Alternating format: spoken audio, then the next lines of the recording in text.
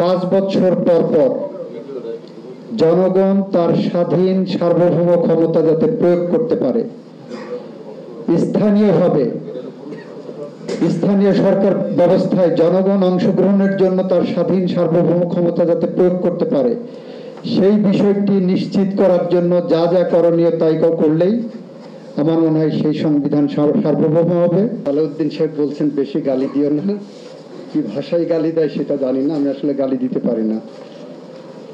এই খসড়া প্রস্তাবনা এই শব্দের প্রতি আমার একটা আপত্তি আছে। আপত্তির জায়গাটা হলো, একদিকে আপনারা সংশোধনী প্রস্তাব আনছেন, আর একদিকে কাভার পেজে একটা মিসলিডিং কাভার পেজ করবেন।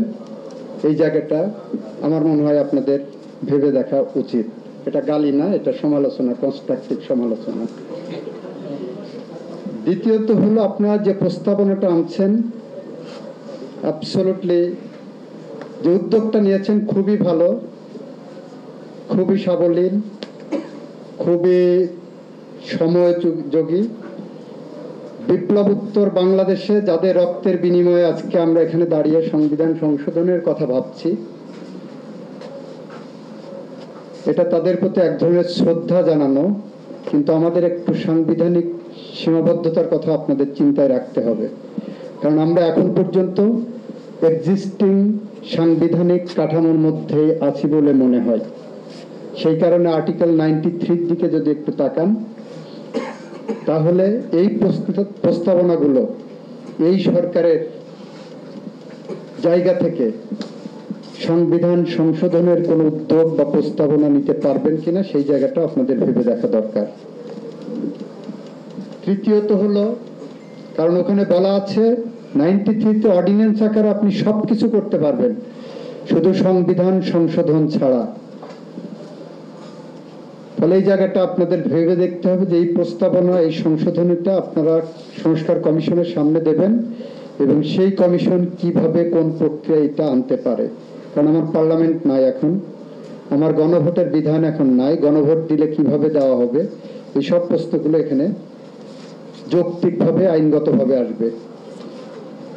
বক্তারা বলে গেছেন সংবিধানের যে প্রস্তাবগুলো আপনারা এনেছেন, এই প্রস্তাবগুলো দেখে মনে হচ্ছে যে এটা সংবিধানের সাথে আপনি দণ্ডবিধির বা বিশেষ কোন আইনের একটা সংস্রব করানোর চেষ্টা করেছেন।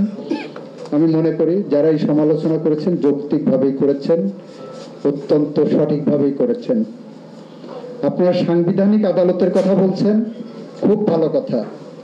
আমাদের দেশের আর্টিকেল 102 এক্সারসাইজ করে যে সাংবিধানিক আদালত যত ওয়াইডলি তাদের ডিসক্রিশন এখন পর্যন্ত এক্সারসাইজ করেছেন, এটা আশেপাশের অন্য কোনো সাংবিধানিক আদালত বা শরিয়া আদালত বলেন বা যে ধরনের স্পেশাল আদালত বলেন, সেখানে যে এত ইফেক্টিভলি করা যাবে কিনা সে ব্যাপারে আমার সন্দেহ আছে। আমি মনে করি সেপারেট সাংবিধানিক আদালতের কথা যেটা বলছেন, দিস ইজ এ মিসকনসেপশন। এটা 102-তে আমাদের সুপ্রিম কোর্ট যেটা করছেন, এটা সুপ্রিম কোর্টের হাতেই রাখা উচিত। পঞ্চদশ সংশোধনের মাধ্যমে সাংবিধানিক আদালতের ক্ষমতা সরকারের হাতে দিয়ে দেওয়া হলো যে অন্য যে কোনো আদালতের কাছে দিতে পারবেন।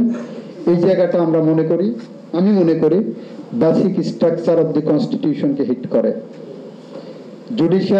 জুডিশিয়ারি যখন দেখবেন যে আমাদের সুপ্রিম কোর্ট বা high court division in that view of the matter article 102 exercise করে সরকারের কোনো অ্যাকশনকে, ইভেন সংবিধানের কোনো সংশোধনীকে বাতিল করতে চাচ্ছেন, সরকারের হাতে পঞ্চদশ সংশোধনীর মাধ্যমে সেখানে দিয়ে দেওয়া হলো যে সরকার ইচ্ছা করলে যে কোনো জেলাতে যে কোনো জেলা জজকে সাংবিধানিক ক্ষমতা দিতে পারবেন।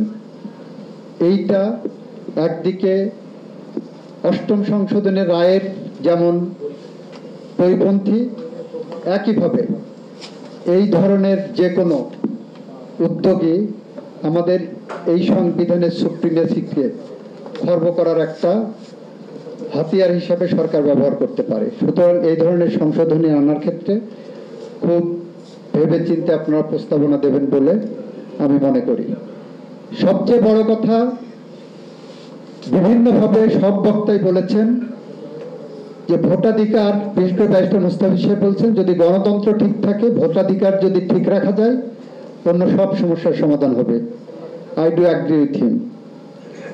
আপনারা এই সংবিধানের মাধ্যমে, সংস্কারের মাধ্যমে একটা জায়গা আপনারা নিশ্চিত করেন, 5 বছর পর পর জনগণ তার স্বাধীন সার্বভৌম ক্ষমতা যাতে প্রয়োগ করতে পারে, স্থানীয়ভাবে স্থানীয় সরকার ব্যবস্থায় জনগণ অংশগ্রহণের জন্য তার স্বাধীন সার্বভৌম ক্ষমতা যাতে প্রয়োগ করতে পারে, সেই বিষয়টি নিশ্চিত করার জন্য যা যা করণীয় তাই করলেই আমার মনে হয় সেই সংবিধান সার্বভৌম হবে।